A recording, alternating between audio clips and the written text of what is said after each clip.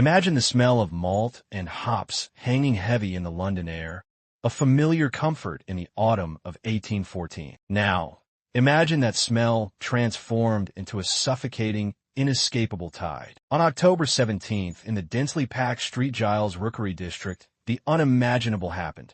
A bizarre industrial disaster unfolded, not with fire or smoke, but with beer. At Moo & Co.'s Horseshoe Brewery on Tottenham Court Road stood a testament to industrial scale.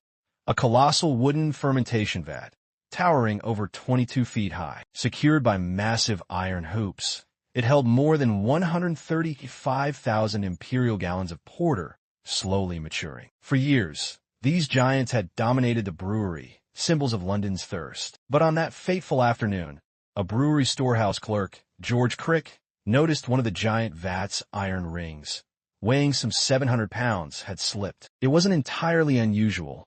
Minor issues occurred. A supervisor deemed it no immediate threat, planning to address it later. Barely an hour passed. Then, catastrophe. With a deafening roar that witnesses compared to thunder or cannon fire, the stressed iron hoop snapped. The immense wooden vat didn't just leak, it exploded. The sheer force of the erupting porter smashed through the brewery's back wall.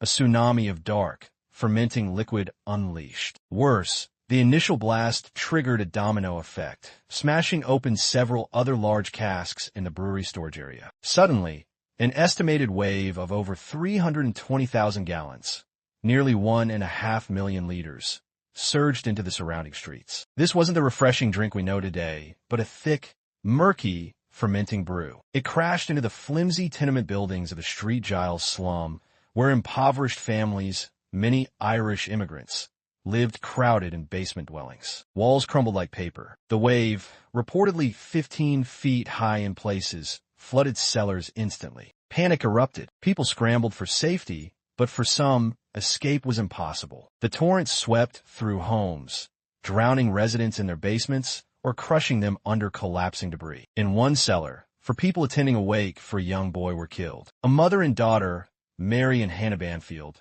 taking tea in their home, were swept away. In total, 8 people lost their lives, primarily women and children trapped below ground level. Tragically, some reports even suggest one victim died later from alcohol poisoning after trying to salvage the free beer. The aftermath was grim. The streets ran thick with porter, the air choked with its fumes. Yet, the subsequent inquest delivered a verdict that seems baffling today. Act of God. No one was held legally accountable. Moo & Co. Brewery, though damaged, even successfully petitioned Parliament to reclaim the excise duty they'd already paid on the lost beer, arguing the flood wasn't their fault. The London beer flood remains a strange, tragic footnote in history, a stark reminder of the hidden dangers of early industrialization and the devastating human cost when infrastructure failed in the heart of a crowded city.